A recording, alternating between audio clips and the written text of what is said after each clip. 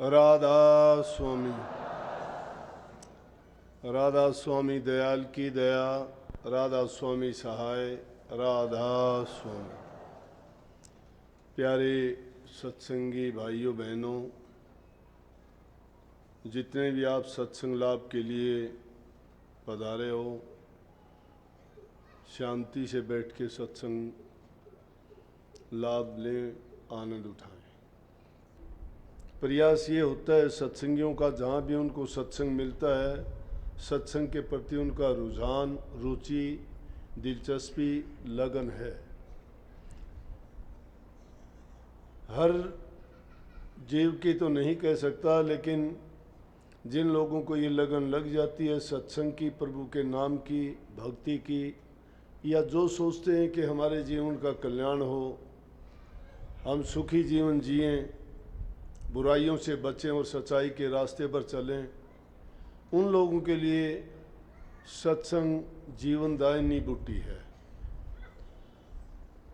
वो उनको दुखों से बचाती है, पाप कर्मों से बचाती है, धर्म के रास्ते पे चलाती है, घर परिवार में सुख शांति रहती है, सुख से आनंद से जीवन व्यतीत होता है, खुशी खुशी सब प्रेम से रहते हैं। और जहाँ प्रेम है वहाँ सब चीज़ है। जहाँ प्रेम नहीं है तो सब चीज़, चाहे वो घर हर चीज़ से संपन्न हो, भरा हुआ हो, सब बर्बाद हो जाता है। और खुशी की बात बताऊं कि कल ही अपने राधा स्वामी मत में जिन्होंने राधा स्वामी नाम को प्रकट किया, हजूर महाराज जी का 191वां जन्मदिन था।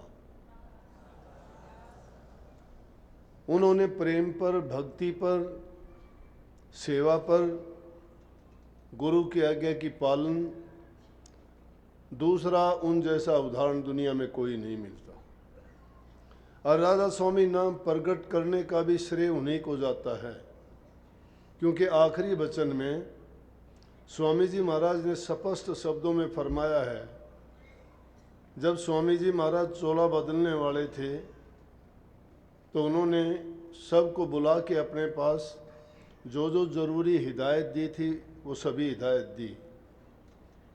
सत्संगियों को जो विशेष रूप से चहेते, नज़दीक और जो उनके बहुत आसपास सेवा का काम करते थे, उन सब को बुला के ये बताया कि उनके जाने के बाद उनको क्या करना है। और उनमें से मुख्य करके ये वचन उन्होंने फरमाया था कि मेरा नाम तो सतनाम अनामी का था, जो मैं नाम जपता था वो सतनाम अनामी का था, लेकिन राधा स्वामी नाम हजूर महाराज जी ने प्रकट किया है और इसको चलने देना। बल्कि स्पष्ट शब्दों में लिखी है, स्वामी जी महाराज ने खुद अपने जवाने मुबारक से फरमाया कि गुरमुख हो सो पंथ चलावे। गुरमुख हो सो पंथ नहीं चलाता, पंथ को बढ़ाता भी है। और हजूर महाराज जी की कोई ताकत नहीं थी कि कोई वो नया नाम प्रकट कर देते। गुरु के प्रति उनका प्रेम, श्रद्धा और विश्वास इतना मजबूत था कि गुरु को पूर्ण रूप से वो सत्य पुरुष समझते थे। इसीलिए उन्होंने जितनी भी वाणियाँ लिखी उनमें स्पष्ट रूप से स्वामी जी महाराज को सत्पुरुष के रूप में दर्शाया, और हर वाणी में उनको जो सम्मान दिया, उन्हीं की पूजा, उन्हीं का जिक्र, उन्हीं की चर्चा, उन्हीं के बारे में उनका चिंतन था। पोस्ट मास्टर जनरल होते थे अंग्रेजी प्रेसिडेंसी में, ये बहुत ऊंचा पद था। और उस टाइम पर अपने हिंदुओं को या हिंदुस्तानियों को, भारतवासियों को, गोरे लोग इतना ऊंचा पद नहीं देते थे। लेकिन स्वामी जी महाराज बहुत बड़े लिखे भी थे, पोस्ट मास्टर जनरल के पद पर थे, 6 भाषाओं के ज्ञाता थे। गुरु सेवा उन्होंने जो की उसका कोई मुकाबला नहीं है। अगर उनकी सेवाओं के बारे में उन्होंने की वो देखते तो कुछ और ही बात होती, लेकिन पुस्तकों से या बताने से या उनके समय के जो लेख हैं उनको जानने से ये पता लगता है कि वास्तव में गुरु भक्ति का वो एक नमूना थे और गुरु भक्ति होती क्या है। उन्होंने गुरु भक्ति को साक्षात रूप में ये प्रकट करके दिखाया कि गुरु की भक्ति ही परमात्मा की भक्ति है। और उसके बारे में जो सेवा की, उस सेवा के बारे में वो कहते हैं कि गुरु की सेवा जो करता है उसमें किसी प्रकार का उसको सेवक को ये मन में ख्याल नहीं होना चाहिए कि वो सेवा ऊंच है, नीच है, बुरी है, भली है, उसका परिणाम क्या है। वो क्योंकि उसके अंदर श्रद्धा और प्रेम शामिल होता है, और जहाँ प्रेम होता है वहाँ दूसरी चीज़ को जगह नहीं मिलती। इसीलिए संतों ने जगह जगह फरमाया है कि ये तो घर है प्रेम का, खाला का घर ना। ये प्रेम का घर है। कौन सा? भक्ति का रास्ता जो है प्रेम का घर है। ये खाला का घर नहीं। खाला शायद मौसी को कहते हैं कि ये तो घर है प्रेम का, खाला का घर ना। शीश काट सिर तले धरे जब पहुंचे घर मां। ये ऐसा है कि जिस प्रकार से अपने शीश को काट के कदमों में रख दे, वही आदमी अपने घर को पहुंचता है। वही घर को पहुंचने का मतलब है वो अपना कल्याण करवा सकता है।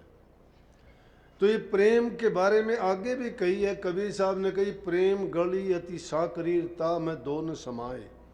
प्रेम की गली इतनी तंग गली है, इतनी कम जगह है। कम का मतलब क्यों है कि उसमें दूसरे के बारे में ख्याल करने की, सोचने की ज़रूरत ही नहीं। जिससे इंसान प्यार करता है, प्यार करने वाले के लिए सिर्फ वो एक ही होता है। ऐसा अटूट प्रेम जब जिसके साथ हो जाता है वो प्रभु की भक्ति है।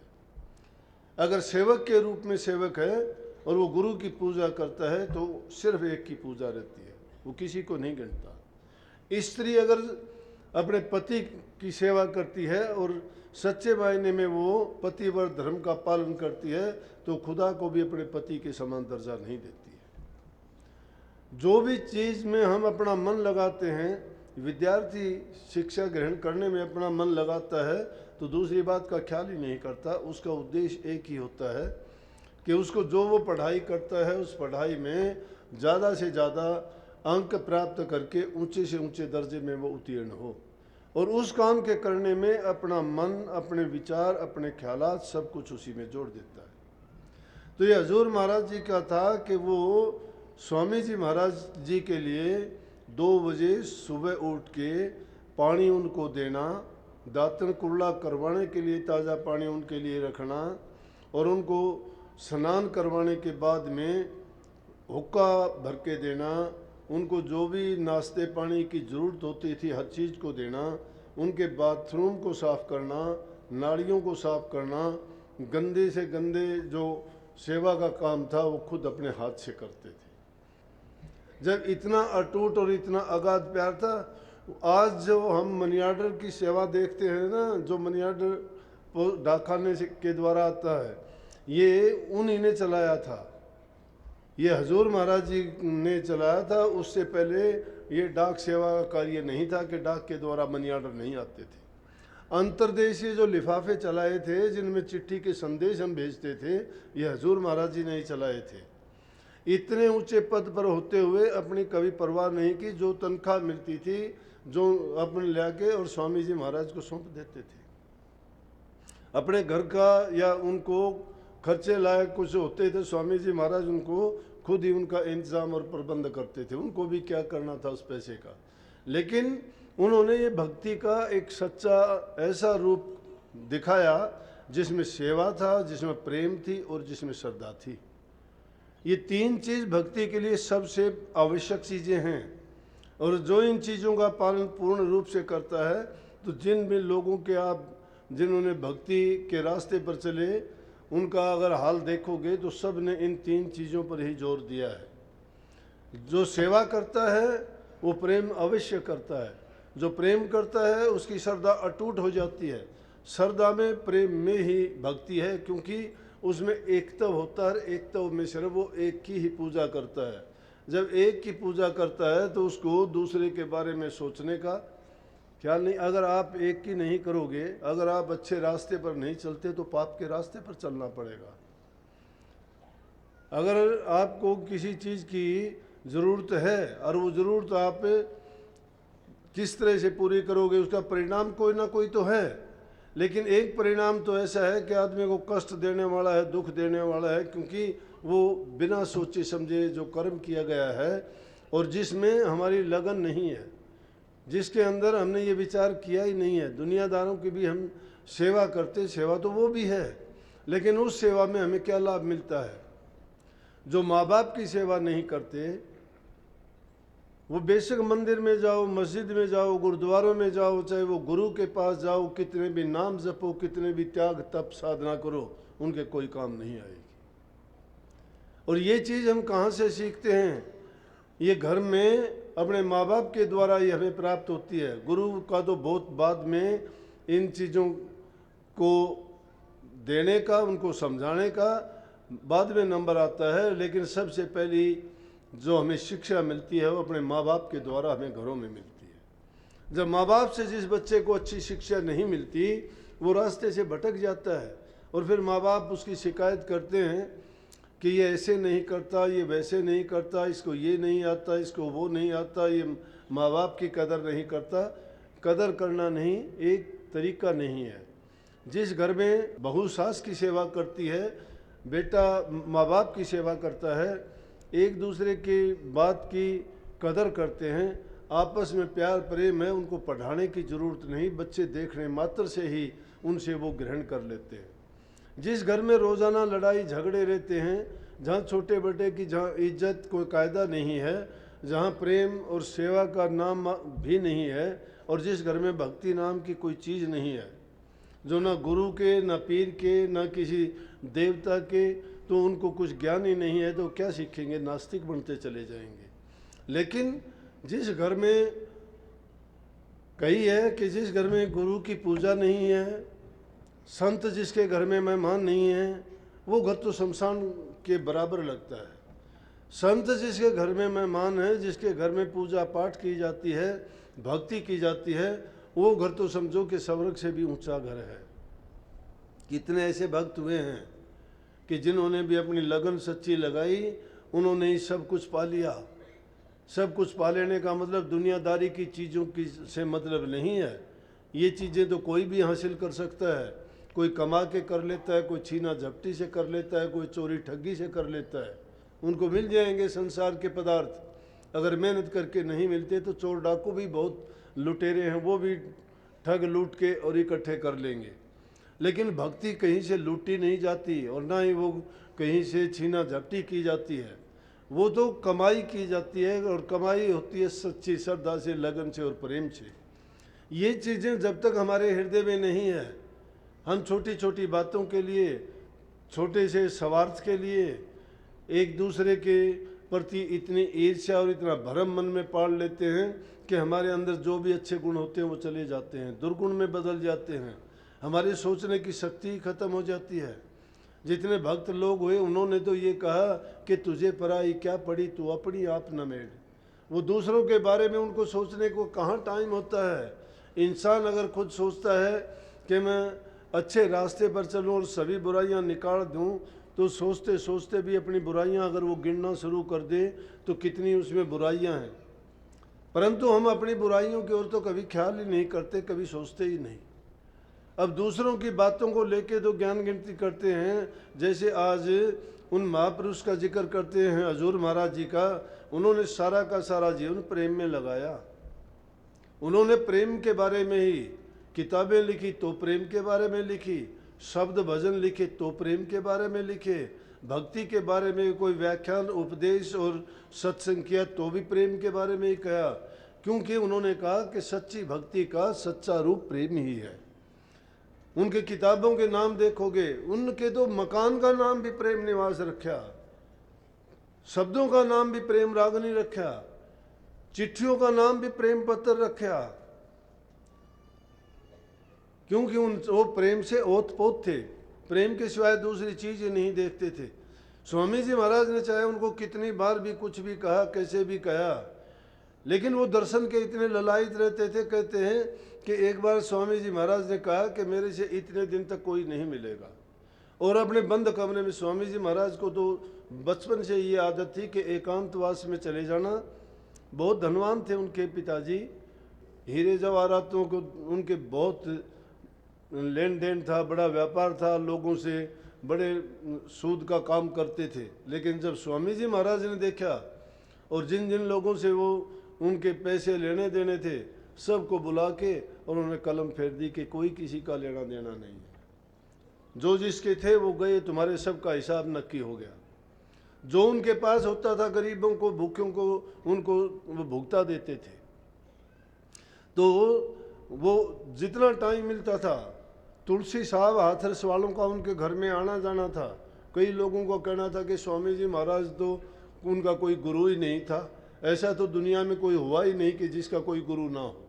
ये अलग बात है कि उन्होंने कहीं इस बात का जिक्र नहीं किया, लेकिन उनके घर में तो प्रसाद ही तुलसी साहब का था। तुलसी साहब हाथरस में हुए हैं और उनके माँ बाप का घर में भोजन जीवना, कई बार उनको आना और सत्संग वगैरह का कार्यक्रम होता था। तो सारा का सारा स्वामी जी महाराज पर उनका असर था। तो वो उनको एकांतवास बहुत पसंद था। कई कई दिन तक कमरा बंद करके रहते थे और ना कोई खाने पीने की उनको चिंता होती थी सिर्फ भजन में, बल्कि वो जो रूहानी ऊंचे से ऊंचे दर्जे होते थे उन्हीं में रहते थे और भजन में और शब्द की भक्ति में इतने लीन रहते थे कि उसी आनंद से वो अपना समय व्यतीत करते थे। लेकिन जो जो सत्संगियों ने देखा कि अब जब प्रकाश होता है तो छिपाए से नहीं छिपता, प्रकट हो जाता है। इसी प्रकार से उन्होंने जो भक्ति की, भक्ति चाहे पाताल में छिप के करोगे तो आकाश में जाके प्रकट हो जाएगी, उसमें वो शक्ति है, ताकत है। सत्संगियों का आना जाना हो गया, जो जो लोग आते जाते गए उन्होंने वो प्रसार और प्रचार बढ़ता चला गया, इसीलिए सत्संग करना पड़ा। लेकिन उसके बाद में भी ऐसे अवसर आते थे कि वो कई कई दिन तक बाहर नहीं आते थे। तो एक बार उन्होंने कहा कि हजूर महाराज जी से भी कह दिया कि कोई भी दर्शन करने के लिए मेरे पास नहीं आएगा, लेकिन जिसके दिल में जो प्रेम होता है वो नहीं रुकता, नहीं रोक सकते। कितनों के ऐसी बात सुनोगे, मीराबाई ने क्या नहीं किया। मीराबाई ने को लोक लाज जो मर्यादा थी सब तोड़ दी। कहने लगी कि मेरी जो लगन लगी है मैं उसको छोड़ नहीं सकती। झालागढ़ की रानी थी, रविदास को गुरु बना लिया, उसकी लगन लगी थी। राणा जी ने उसको मना किया कि आप नहीं जाओगे। लोगों ने उसको बहुत बहकाया कि रानी तो उसके पास जाती है, वो नीची जाति का है, उसको गुरु बना लिया है। कहने लगी कि यहाँ जाति पाति का सवाल नहीं है, रविदास जी के बराबर कोई आज के युग में गुरु नहीं है, वो परमात्म रूप हैं। और जो भक्ति करता है जाति पाति नहीं देखता, जाति पाति का कोई सवाल ही नहीं, कोई भी करो भक्ति, जो भक्ति करता है वो सबसे ऊंचा है। और राणा जी ने उसकी बात माननी पड़ी। तो प्रेम एक ऐसी चीज है जिसे प्रेम की भट्टी में जब तपता है कोई, उसको पता लगता है कि प्रेम है क्या चीज। तो स्वामी जी महाराज ने जब बंद कर दिया तो उनको दर्शन हुए, एक दो दिन हो गए, वो रुक नहीं पाए हजूर महाराज जी। हालांकि हुक्म गुरु का ये था कि कोई नहीं आएगा, लेकिन एक दिन छिप के और उनकी खिड़की से जब वो देखने लगे कि एक बार मैं दर्शन तो जरूर कर लूँ। नौकरी सरकारी करते थे, लेकिन वो सुबह 2 बजे उठ के सारे काम गुरु के करके उसके बाद अपने कार्यभार को जाके संभालते थे जो नौकरी करते थे, और वहाँ से सीधे उन्हीं के पास चले आते थे। सारा दिन उनका उसके गुरु की सेवा में व्यतीत होता था। तो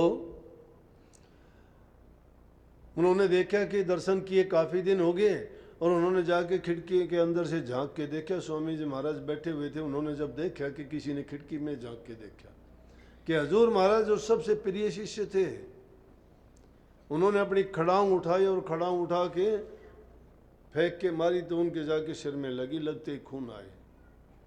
खून आते ही कहने लगे कि वो देखा, और आके उन्होंने हाथ लगाया सिर से और कहने लगे कि आपको लगी? बोला कि हाँ लगी, इसीलिए तो आ गया। बोला खड़ा हूँ, चाहे कितने भी आप रोजाना मार लिया करो, लेकिन दर्शन के बिना नहीं रह सकता। तो उसी टाइम पे हजूर महाराज जी ने एक शब्द भी लिखा, शायद सार बचन में है वो, उसमें लिखा है कि गुरु धरा शीश पर हाथ, मन क्यों फिक्र करे। कि मन तो किस चीज का फिक्र करता है जब गुरु ने सिर पर हाथ रख दिया। तो इतनी लगन उनकी थी कि स्वामी जी महाराज ने भी उनकी छूट कर दी। कहने लगे खड़ा हूँ चाहे रोजाना मुझे मार लिया करो, लेकिन मुझे दर्शन करने के लिए जरूर एक बार दर्शन दे दिया करो, मैं दर्शन के बिना जी नहीं सकता। तो इन चीज़ों के नाम भी संतों ने लिया कि पपैया अपनापन नहीं त्यागता, वो स्वाति बूंद के बिना नहीं जी सकता। जैसे मछली को पानी से बाहर निकाल तो तड़प के मर जाती है, इसी प्रकार से शिष्य की भी लगन गुरु से जब ऊन जैसी हो जाती है तो वो उसके बिना, दर्शन के बिना नहीं रह सकते, क्योंकि वो लगन दिल से लगी होती है। तो ऐसे तो कितने वाक्यात आए। हुक्का पीते थे स्वामी जी महाराज एक बार की, तो 3 मुख्य करके शिष्य होते थे उनके समय में, बाबा जयमल सिंह जी, हजूर महाराज जी और बग्गा सिंह। उन्होंने कहा कि भाई चलो आज तुम्हारी परीक्षा लेते हैं कि तीनों में कौन मुख्य है। उन्होंने हुक्का भरने के लिए कहा, कोई चिलम लेके नीचे भाग्या, कोई उधर से कोई इधर से, लेकिन स्वामी जी महाराज ने देखा कि कहने लगे जो पहले चिलम भर के लेके आएगा वो सबसे उत्तम शिष्य होगा। हजूर महाराज जी ने छत से ही छलांग लगा दी, छत से ही नीचे कूद गए और चिलम में रख के आग और सबसे पहले वहां पहुंचे। इसलिए वो जो अपनी जान तक की परवाह नहीं करते, इसीलिए कही ना कि शीश काट सिर तले दरद तक पहुंचे घरमा। ये ऐसा रास्ता है जिसमें इतने कष्ट सहन करने पड़ते हैं, इतना त्याग करना पड़ता है कि आदमी अपने खाने की, पीने की, जीने की, सुख की, सुविधा की परवाह नहीं करता। जो इन चीज़ों की परवाह करते हैं वही लोग शिकायत करते हैं वो सत्संग के भी लायक नहीं है। आज तो हम क्या देखते हैं कि सत्संगी क्या करते हैं, कोई कहता है मुझे प्रसाद नहीं मिला, कोई कहता है मुझे दर्शन के लिए रुकने नहीं दिया, कोई कहता है मुझे बातें नहीं करने दी। अरे बात क्या करोगे, बात तो सतगुरु सत्संग में सारी बता देता है। और बात कोई हमारी, और रिश्ता हमारा क्या है, हमारा रिश्ता तो सूरत और शब्द का रिश्ता है, हमारा रिश्ता तो शिष्य और गुरु का रिश्ता है, हमारा तो भगवान और भगत का रिश्ता है। जो उस रिश्ते की बात तुम नहीं करते हो, दुनियादारी की बात करने के लिए तो दुनियादारी में जाया करो, वहाँ किया करो ये बात। लेकिन जिसको आशीर्वाद लेना है उसको तो कहने की और शिकायत करने की जरूरत नहीं होती। जिसके दिल में प्रेम की भट्टी जलती है उसमें तो उसके सारे दग पाप कर्म दग्ध हो जाते हैं, लेकिन वो प्रेम की भट्टी दिल में जलाना तो नहीं चाहते, उस ओर तो हम जाना ही नहीं चाहते। जिसके दिल में सच्ची लगन लग जाती है वो कभी इन चीज़ों की ओर ध्यान ही नहीं देता कि मुझे खाने को नहीं मिला, मुझे मेरे से बात नहीं हुई, मेरे से उस आदमी ने ऐसा बर्ताव किया। किस लिए बर्ताव किया? तुम अगर तुम्हारा अच्छा बर्ताव है तो तुम्हारे साथ कोई बुरा बर्ताव नहीं करेगा। तुम्हारे दिल में अगर प्रेम है तो दया अपने आप प्रकट हो जाएगी। जिसके दिल में प्रेम खुद के दिल में नहीं है, तुम जैसे विचार लेके जाओगे तुम्हें वैसा ही परिणाम सामने से भी मिल जाएगा। कोई आदमी को नफरत और प्रेम दूसरा नहीं देता है।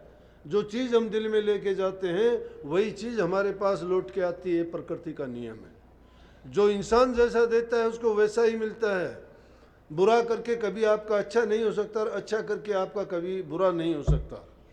लेकिन जिस मत में आप आए हो, राधा स्वामी मत में, जिसमें सूरत शब्द का योग बताया है, उसमें तो सच्ची भक्ति का रास्ता यही है कि तुम अपने दिल में प्रेम पैदा करो, बुराइयों से बच जाओ और सच्चाई के रास्ते पे चलो।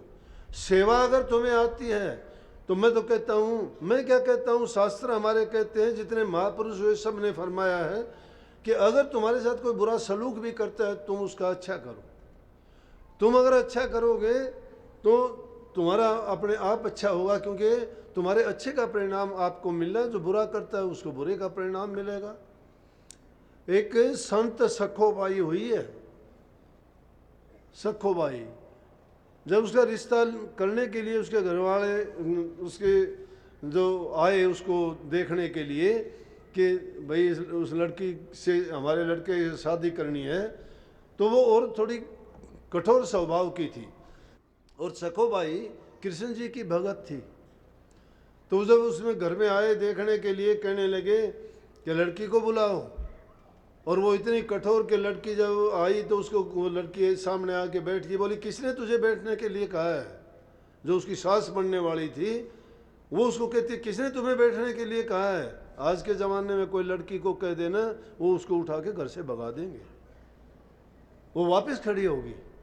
बोली कि नहीं, मेरे से गलती हुई है। बोली कि तुझे क्या आता है?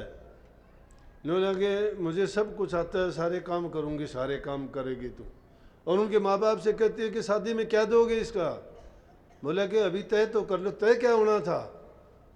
लेकिन उनमें इतनी नम्रता और दीनता थी। बोले कि हमारे घर में एक ही तो लड़की है, हमारी ज़मीन जायदाद घर मकान ये सब का सब हम शादी करके इसको दे देंगे सखों को, और वो सब कुछ दे के हम तो तीर्थों पे चले जाएंगे, हमको तो यहाँ रहना ही नहीं है, जो कुछ है ये इसका है, क्या देना लेना। बोले कि चलो ठीक है। बोली चल के दिखा। चल के दिखाती है वो। बोली हाँ ठीक है, शादी तय होगी, शादी हो जाती है। घर में ले जाके उसको इतना परेशान करती है कि तेरे माँ बाप ने क्या दिया, क्या किया, यहाँ तू नौकरानी बन के आई है, सब नौकर हटा दिए, पूरे काम किया कर। कईयों की आदत होती है, आप भी देखते हैं कैसे, लेकिन वो उनको परेशान क्यों करते हैं? उसको बेटी नहीं मानते, उसको दुश्मन समझते हैं, नौकर से भी बदतर हालत बना देते हैं। उसको अगर प्यार से करो तो काम करने से कोई मरता घटता नहीं है। लेकिन वो अच्छे घर की थी, जिसके संस्कार अच्छे थे, जिसके दिल में प्रेम था, जो सेवा करनी जानती थी, श्रद्धा थी, और कृष्ण जी की भगत थी, उसके दिल में भक्ति थी। उनके घर में उसका घरवाला कहने लगा कृष्ण जी की मूर्ति कहाँ से ले आई, यहाँ तो सब नास्तिक हैं, अगर मेरी माँ देख लेगी तो तेरे साथ बहुत बुरा बर्ताव करेगी। कहने लगी मैं काम सारे करती हूँ, इसमें उनको क्या दिक्कत है? बोला नहीं नहीं ये नहीं चलेगा, यहाँ पे यहाँ कोई व्रत नहीं करता, कोई और तीर्थों पे नहीं जाते, कोई मंदिर में नहीं जाते, कोई पूजा पाठ नहीं करते, कोई मूर्ति नहीं है, कोई देवी देवता को नहीं मानते यहाँ पे, तो ना रख इसको। लेकिन वो कहने लगी कि इसमें दिक्कत क्या है, मैं सारे काम करूँगी। लेकिन उसको इतना परेशान उसने कर दिया, उसको जो भी काम उससे करवाती उसको बुरा बर्ताव करती। लेकिन जिसके दिल में सच्चाई थी, प्रेम था, उसने एक दिन सोचा, पंढरपुर जा रहे थे, पंढरपुर बहुत बड़ा मंदिर है एक, जिसमें कृष्ण जी की मूर्ति स्थापित है और लोगों की बहुत आस्था जुड़ी हुई है। जैसे यहाँ खाटू श्याम जी में जाते हैं या सालासर में बालाजी के लिए जाते हैं, उसी प्रकार से ये शायद महाराष्ट्र में है, वहाँ पे पंढरपुर में कृष्ण जी की बड़ी मान्यता है। तो वहाँ पे वो लोग जा रहे थे और उसने गांव का ये एक भगत आदमी था, वो भी एक पार्टी के साथ जब जाने लगा तो बेचारी परेशान तो थी, उसको लेके वो कहने लगी, वो साथ में गई थी पानी भरने, उसको अपना पकड़ा दिया टोकनी की, ये टोकनी हमारे घर दे देना, मैं तो पंढरपुर चली इस पार्टी के साथ में, ये जो टोली भक्तों की जा रही है वहाँ पे पंढरपुर में जाऊँगी और वहाँ कृष्ण जी के दर्शन करूँगी।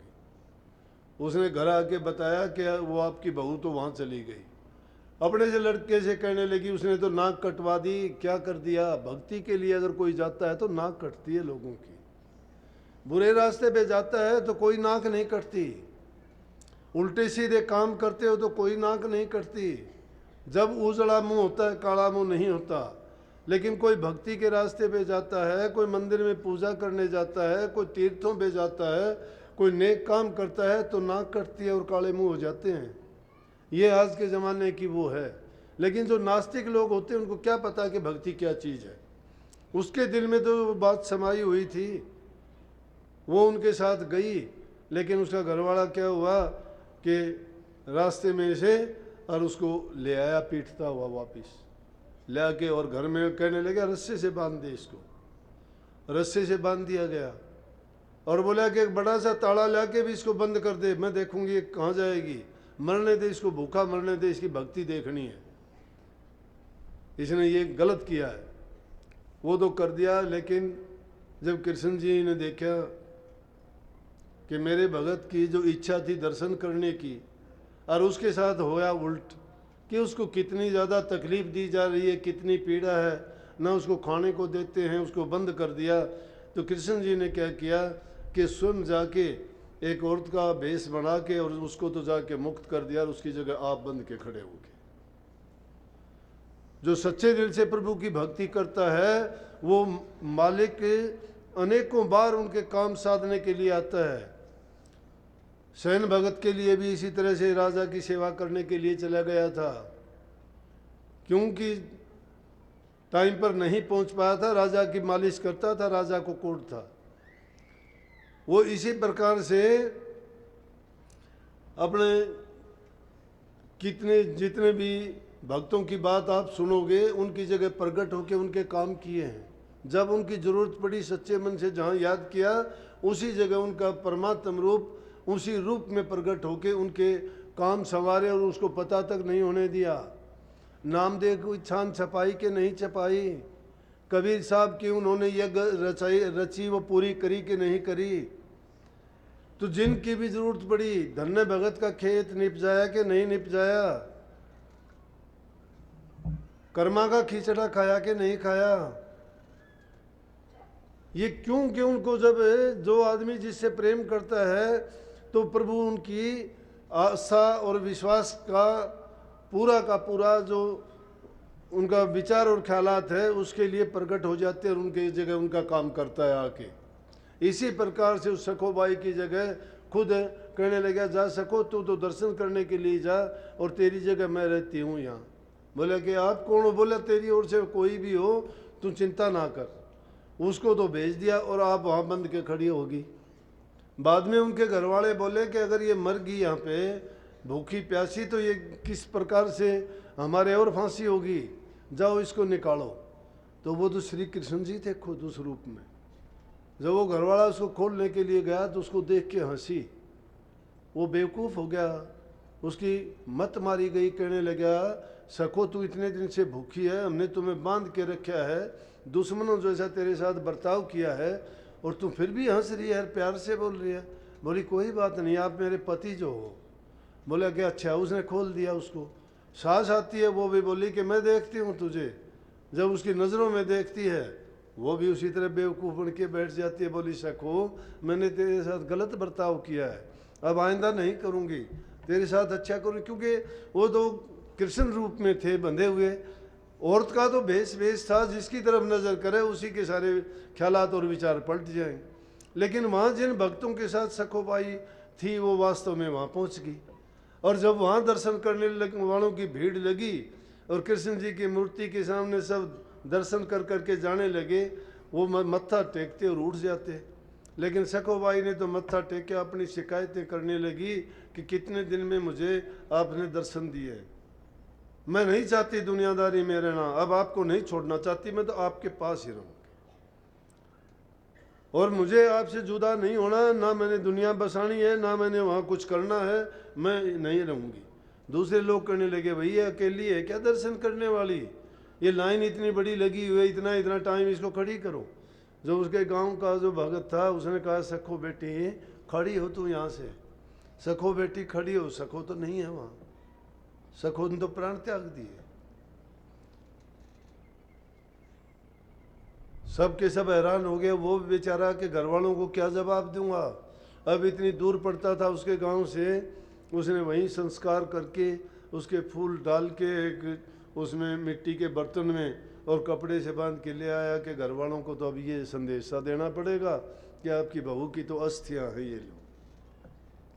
रोते बिलखते पीटते गए बेचारे।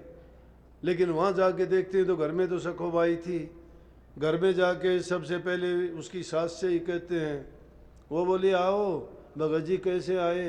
बोले क्योंकि वो घर के तो हालात बदले हुए थे कि आज तो बड़े प्रेम से बोलती है। वो बेचारा संकोच में बोला कि क्या बोले हैं। ने बोली क्या बोलोगे भगत जी, क्या हमारे तो बहू ऐसी आई है उसने तो सारे घर को ही संवार दिया। अब वो हैरान कि बहू कहाँ है। फिर उसका जो ससुर था वो आया, बोला कि भगत भाई तुम्हारी महिमा अलग है, जो प्रभु की भक्ति करते हैं, हमारे बहू प्रभु की भक्ति करती है, हमारे तो घर में इतना प्यार और प्रेम हो गया, अब सब के सब सवरक के समान हम रहते हैं। नहीं तो ये घरवाली बहुत परेशान करती थी हमें और सब के सब हम जानते ही नहीं थे भक्ति क्या है। बोला कि मन में सोचता है, बोला कि सखो तो, बोला सखो की बात क्या करते हो, धन्य हो आप भी, हमें तो ऐसी बहू मिली है, बेचारी सुबह से लेके सारा काम करती है, भक्ति करती है, सेवा करती है और इतना प्रेम से हमारे साथ वो बर्ताव करती है, पूछो ही ना। बोला करती है कि करती थी। बोला करती है। बोला क्या बात करते हो, एक सखोबाई को तो मैं दाग दे के आया हूँ वहाँ पे, ये इतने लोग गवाह हैं। और उसने जब वो अस्थियाँ खोलने के दिखाने के लिए खोला तो उसमें से कृष्ण जी की मूर्ति निकली, अस्थियाँ गायब थी। जब वो देखा तो वो भी बेचारा हैरान हो गया, बोला कि कहाँ है? बोला कि सखोबाई तो वो रही, अंदर जाओ, चलो देखो। जाके देखा तो वहाँ पे देखते हो सखोबाई तो पूरा काम करती है। बोला सखो तुम ये क्या? हंसने लगी। बोला कि ये क्या, ये तो परमात्मा जानता है क्या है। बोला सखो तुम औरत नहीं है, तुम तो आज से संत सखोबाई है। और उस दिन से उसका नाम सखोबाई के नाम पड़ गया, संत। संत के नाम से जानी गई वो। जहाँ सच्ची लगन सच्चा प्रेम प्रभु से जिसका हो जाता है तो काठ की मूर्ति नहीं, पत्थर की मूर्ति भी बोलती है। शमशान घाट के मुर्दे भी जिंदा हो जाते हैं। लेकिन ये किस चीज़ से प्रकट होते? प्रेम से। प्रेम किसके दिल में पैदा होता है? जिसके दिल में सत्य होता है। जो आदमी लालच से मुक्त होता है, स्वार्थ से मुक्त होता है, प्रलोभनों से मुक्त होता है, जिसके दिल में श्रद्धा यकीन पक्का और ठाठे मारता है, जो आदमी बेईमानी में और संसारी पदार्थों के लिए भाग दौड़ में अपना जीवन व्यतीत करता है, उसके लिए प्रभु के लिए भक्ति के लिए दिल में कोई ठिकाना नहीं है। हम सुरत शब्द के अभ्यासी हैं। संत मत सबसे ऊंचा है। सब चीज़ों का ज्ञान करा के ये आदमी की आत्म शक्ति को जगाने का रास्ता है। और आत्म शक्ति में ही सब कुछ, भक्ति उसी में छिपी हुई है। अपनी आत्म शक्ति को जगाने के लिए अपने मन को एक जगह ठहराने का एक ही ठिकाना है और वो है गुरु के चरण। गुरु के वचन और गुरु की आज्ञा, ये सच्ची भक्ति का रास्ता है। क्योंकि गुरु का जो वचन है वो जीव के कल्याण के लिए है, वो शिष्य की भलाई के लिए है। उसमें गुरु का कोई अपना स्वार्थ नहीं है। किसकी स्वार्थ है उसमें? शिष्य का स्वार्थ है। लेकिन शिष्य अगर उसको सत्य के साथ बरतता है, गुरु के वाक्य को मंत्र मानता है, उनको चुन चुन के अपने हृदय में धरता है और नित्य प्रति गुरु के कहे अनुसार अपना ध्यान लगाता है, शब्द का अभ्यास करता है, नाम का सुमन करता है, और जब कभी भी फुर्सत मिलती है उसी चिंतन में वो टाइम लगाता है, तो निश्चित रूप से वो अपने जीवन का कल्याण कर लेता है। तो ये हमारा जो मत चला, जिसके बारे में बाद में कई तरह की बातें भी उठी कि भाई राधा स्वामी मत तो हजूर महाराज जी ने चलाया था नहीं, स्वामी जी महाराज ने अपनी अनुमति क्या उन्होंने कह ही दिया। और वो कह भी क्यों दिया, उसके लिए भी अवसर ऐसा आया था कि एक बार कहने लगे, सब जब बैठे हुए थे, कहने लगे भाई जाओ कोई नई चीज़ प्रकट करके लेके आओ। नई चीज़ प्रकट करने का मतलब है कि जो आदमी अंतर में जाके अभ्यास करता है, जैसे इस शब्द में भी आया था, अभ्यास की चीज़ें मैंने बहुत ही इतनी सरल करके बता दी कि तुम उस शब्द को पढ़ के भी वो काम कर लोगे तो भी तुम्हारा रास्ता खुल जाएगा। इसमें सारा बताया मैंने, मैं भी गौर से सुनूं था कि बाएं दाएं एड़ा पिंगला बीच में जो सुखमन है उसमें ध्यान लगा के और सूरत को ठिकाने रोक के तुम उस पर ध्यान लगाओ, तुम्हारा अभ्यास, तुम्हारा सब कुछ उसी में बन जाएगा। उसमें कहा कि क्या सोवे तो जाग दीवाने। सोने का मतलब क्या है कि हम सुस्ती करते हैं, हम लापरवाह हैं, हम बेपरवाह नहीं हैं। बेपरवाह कब होंगे? जब भक्ति और नाम की कमाई कर लेंगे। नाम की कमाई करने वाला बेपरवाह संसार की ओर से हो जाता है। लेकिन हम क्या है कि परवाह संसार की करते हैं और नाम के प्रति लापरवाह है, सोए हुए हैं। तो इसलिए ये बात चेताने के लिए कही कि क्या सोवे तू जाग दीवाना। जागने का मतलब है चेतो, समझो इस बात को कि हमारे हित की कौन सी बात है। वो ये हित की बात थी कि वो सब के सब जो अभ्यास करते थे, स्वामी जी महाराज ने अभ्यास करवाया। ये आज तो इतना टाइम बदल गया, 200 साल 250 साल का समय जो गया है, इसमें हर चीज़ जो शुरू में होती है उसमें कोई ना कोई कमियां आती चली जाती हैं। और कमियां आने का मतलब क्या होता है कि हम उनको पूर्ण रूप से जो जिस रूप में हमें दी जाती है उसका उसी तरह से प्रयोग नहीं करते, बल्कि धीरे धीरे करके, चाहे रुचि कम हो उसमें या हम उसके प्रति उदासीनता दिखाते हैं। बल्कि कबीर साहब ने देखी कि जैसे पहले लगे वैसी निभा दे ओढ़, अपनी तो क्या गिने वो तारे पुरुष की रोड। जैसी लगन हमें शुरू में लगती है ना, गुरु के पास नाम लेने के लिए जाते हैं, हम सोचते हैं हम भक्ति करेंगे हमारा कल्याण होगा, जीवन सफल हो जाएगा, हम जन्म मरण के झंझट को जीत लेंगे, ये संसार दुखों का घर है, इसको हम सुखों में बदल लेंगे, जब तक जिएंगे तो सुखी जीवन जिएंगे और संसार को छोड़ के जाएंगे तो मुक्त हो जाएंगे, फिर दोबारा नहीं आएंगे। ये लगन लेके हम गुरु की शरण में जाते तो हैं, लेकिन जब गुरु की शरण में जाए थोड़े दिन हो जाते हैं ना, फिर उसके बाद में वो लगन नहीं रहती हमारी। रुचि तो उससे ज़्यादा बढ़ती बढ़ती बढ़ती जानी चाहिए, लेकिन हमें लगन तो संसारी पदार्थों की है, भक्ति के लिए नहीं आते। भक्ति के लिए आते तो भक्ति बढ़ती जाती, प्रेम बढ़ता जाता, श्रद्धा बढ़ती जाती, कमी नहीं आती। लेकिन भक्ति के प्रति तो उदासीन होते चले गए, सोते चले गए, संसार की तरफ से हम जागते चले गए, फिर कैसे हम बढ़ेंगे? जब सारी जिंदगी खाते कमाते हैं, दूसरों के लिए वजन सिर पर उठाए फिरते हैं, परिवार के लिए कर दूं, बेटों के लिए कर दूं, संतान के लिए कर दूं, घर मकान बना दूं, पैसे जोड़ के जाऊं, उनके रोजगार रोटी का इंतजाम कर दूं, अरे हम खुदा बन जाते हैं क्या? जिसने चोंच दी है वो उसको चुगा भी देगा।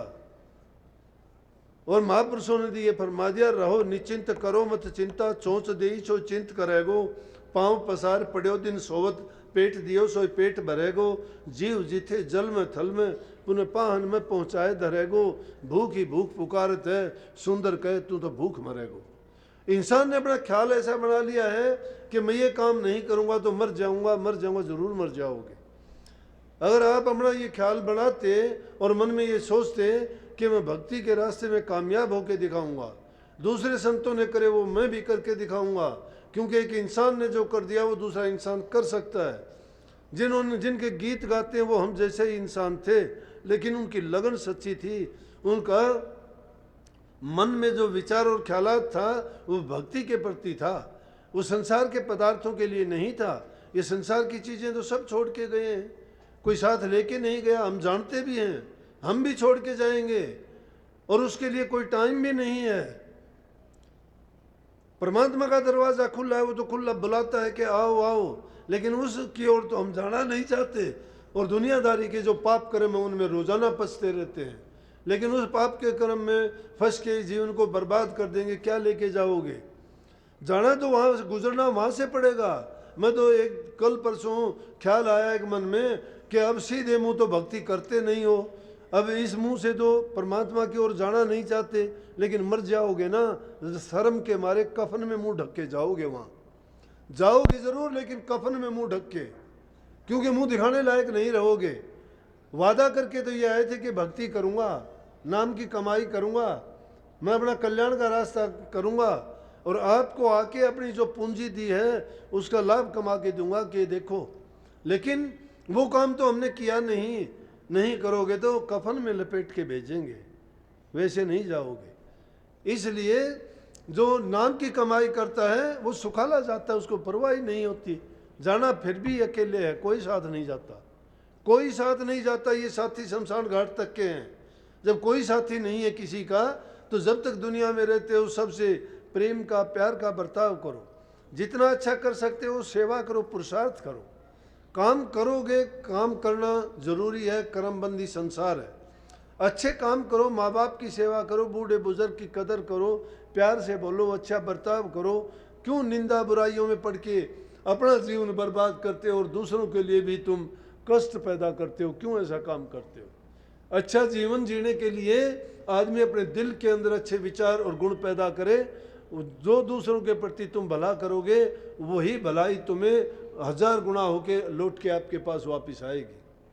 तो बात तो मैं हजूर महाराज जी की कहूँ था कि स्वामी जी महाराज ने कहा कि जाओ कोई नई चीज़ प्रकट करके आओ, तो सब के सब ध्यान में बैठे थे और हजूर महाराज जी आके कहने लगे कि जी मैं बताऊं कि आप जो कहते हो कि सतनाम अनामी है, वहाँ तो राधा स्वामी नाम है, वहाँ तो राधा स्वामी नाम है, राधा माता जी का नाम था।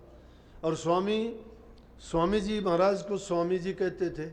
बाद में तो लोगों ने जो है कुछ का कुछ, आलोचकों ने क्या क्या बमंडर मचाया, कहने लगे राधा स्वामी मत तो एक स्त्री और एक आदमी का नाम है।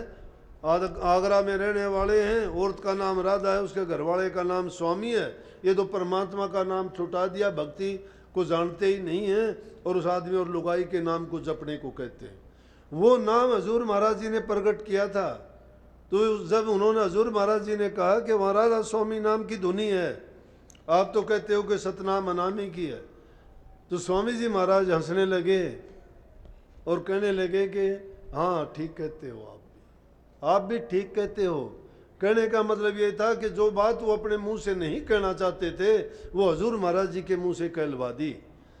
और तब उन्होंने कहा कि भाई मैं तो ये काम मैं ये करता था, करता हूँ नहीं, मेरा जाप सतनाम अनामी का था, लेकिन राधा स्वामी नाम हजूर महाराज जी ने प्रकट किया है और इसको भी चलने देना। तो उसके बाद राधा स्वामी नाम चला है। जितने भी ग्रंथ लिखे, सार वचन दोनों भाग, गद भी और पद भी जो लिखे वो राधा स्वामी नाम के, हर वाणी में राधा स्वामी, कितनी बार राधा स्वामी, बल्कि दूसरे भी लेखों में देखोगे तो किसी में तो प्रगट रूप में, किसी में गुप्त रूप में स्पष्ट इन बातों की ओर इशारा किया है कि जिसमें राधा स्वामी नाम की ही भक्ति बताई है। कबीर साहब की कही है कि कबीर धारा अगम की सतगुरु दी, बताता है उल्ट सुमन कर स्वामी संग मिला, है कि नहीं? कबीर धारा अगम की, कि धारा जो अगम से आई थी उसको उल्टो राधा बन गई और उसको स्वामी के संग मिलाओ, राधा स्वामी बन गया कि नहीं? दादू जी कहते हैं कि स्वामी तो सतलोक है और राधा त्रिलोक की माँ, दादू दोनों एक मिला ले जन्म मरण मिट जा। फिर नया कहाँ से हो गया? ये नया नहीं था। तो हजूर महाराज जी जिन्होंने एकांत में बैठ के अंतर में जाके जो सूरत शब्द की कमाई की और रूहानी मंडलों पे पहुंचे, तो वहाँ पर धुनी राधा स्वामी नाम की थी और उस धुनी को उन्होंने स्वामी जी महाराज के सामने प्रकट करके बता दिया कि आप ये नई चीज़ है। तो उन्होंने इस चीज़ को उस टाइम माना कि हजूर महाराज जी ने नई बात प्रकट करके बताई है। तो राधा स्वामी नाम ऊंचे से ऊंचा नाम है, ये निज नाम और कुल मालिक का नाम है, इससे ऊंचा कोई नाम नहीं है। क्यों? राधा स्वामी नाम का एक योग है आत्मा को परमात्मा से मिलाने का। सूरत शब्द और राधा स्वामी दोनों नाम एक कर जानी। शब्द स्वामी है और सूरत आत्मा है, ये दोनों को मिलाने को ही योग है। राधा आदि सूरत का नाम, स्वामी आदि शब्द निजधाम, राधा प्रीत लगावन हारी, स्वामी प्रीतम नाम कहो री, अलग है ही नहीं। इसलिए उसको कहा कि स्वामी तो सतलोक है। राधा प्रीत लगावन वाली, राधा प्रीत करने वाली है, तो सेवक राधा का रूप होना चाहिए, प्रीत करने वाला होना चाहिए। और सतगुरु शब्द रूप है, उसके साथ शिष्य का संबंध सूरज शब्द की तरह से जिसका जुड़ जाता है, वो ख्याल नहीं करता गुरु के वचन में, वो संदेह नहीं रखता, भ्रम नहीं रखता। गुरु जिस रूप में भी कहता है वो शिष्य की भलाई और हित की बात करता है। जो गुरु के वचन को कौन सच्चा मानता है? जो गुरु पर यकीन करता है, जिसका गुरु से प्रेम, प्रेम जहाँ होता है वो आदमी उसमें दूसरा ख्याल नहीं करता कोई, कभी भी, कभी नहीं सोचता ही नहीं, ख्याल उठता ही नहीं। ख्याल कहाँ उठता? जहाँ भ्रम होता है, जहाँ विश्वास नहीं होता, जहाँ श्रद्धा नहीं जुड़ती, वहाँ प्रेम नहीं होता। और प्रेम जहाँ हो जाता है उसमें संदेह की गुंजाइश नहीं रह जाती। इसलिए इसका नाम प्रेमा भक्ति रखा गया है। प्रेम किया तिन सब हो पाया, जिसने प्रेम किया उसी ने पाया। अब हमें करना क्या चाहिए कि जो आदमी सेवा करता है, बूढ़े बुजुर्ग की इज्जत कदर करता है, घरों में प्यार प्रेम रखता है, वाणी से किसी को गलत नहीं बोलता, ये शास्त्र की बात है, मैं नहीं कहता। हमारे शास्त्र यही कहते हैं कि तन से सेवा करो, मन से प्रभु के नाम का भजन करो, धन से दान पुण्य करो। तीन तरह से ही जीव का कल्याण बताया कि तन पवित्र सेवा किए, धन पवित्र किए दान, मन पवित्र हरि सुमन से त्रिविध हो कल्याण। कि तीन चीज़ों से ही कल्याण होगा, लेकिन मन की मैल ना रखो, बाहर के शरीर की जो सफाई करते हो, अच्छे उजले कपड़े पहनते हो, अच्छा स्वादिष्ट भोजन खाने पर जोर देते हो, तो कभी इस मैले मन को भी धोने का प्रयास किया करो। और उस मन की धुलाई होगी प्रभु के नाम से। गुरु ने जो आपको नाम की बख्शिश की है, उस नाम की कमाई करते चले जाओगे तो हृदय के पाप कर्म धुलते चले जाएंगे। लेकिन जब तक कपट, घट में कपट भरा है, तब तक भक्ति किसी काम की नहीं है। अगर कभी भूले से 2-4 मिनट के लिए नाम का चिंतन या सुमरण भी करोगे, वो शक्ति उस कपट को, बेईमानी को, बुरे ख्यालात को ही मिलेगी। पहले उन बुरे ख्यालात को दिल से निकालो। जो होने वाली चीज है उसको तुम बदल सकते हो, लेकिन बदली किस चीज से होगी? जब तुम्हारे पास वो ताकत होगी। ताकत कहाँ से मिलेगी? नाम की कमाई से मिलेगी। नाम की कमाई करने के लिए नित्य प्रति, चाहे कितने भी जरूरी काम क्यों न हो, नाम से बढ़ के कोई जरूरी काम नहीं है। उसके लिए जरूर समय निकालो। जो उसके लिए समय नहीं निकालता है वो गुरु का चोर है, परमात्मा का चोर है, नाम का चोर है। और जो इन चीजों के साथ दगा, धोखा और छल कपट करेगा, उसका लेखा किसको देगा? काल लेगा, उसका शैतान लेगा। शैतानियां करने वालों का लेखा शैतान लेता है। शैतान उर्दू का लफ्ज है जिसको हम काल कहते हैं। शैतान किन का लेखा लेता है? जो शैतानियां करते हैं। जो गुरु भक्तों का तो नजर उठा के भी नहीं देख सकता। गुरु भक्त कौन होगा? जो ये इन चीजें बताई गई अच्छे गुणों को अपने दिल में पैदा कर लेगा, सच्चे के रास्ते पे चलेगा, बुराइयों को बाहर निकाल करेगा और नित्य प्रति का टाइम बना के वो नाम का अभ्यास करेगा। उसके हर प्रकार से सुखी जीवन बीतेगा और उसकी अगत भी बन जाएगी और जगत भी बन जाएगी। सबको बहुत बहुत आशीर्वाद। राधा स्वामी।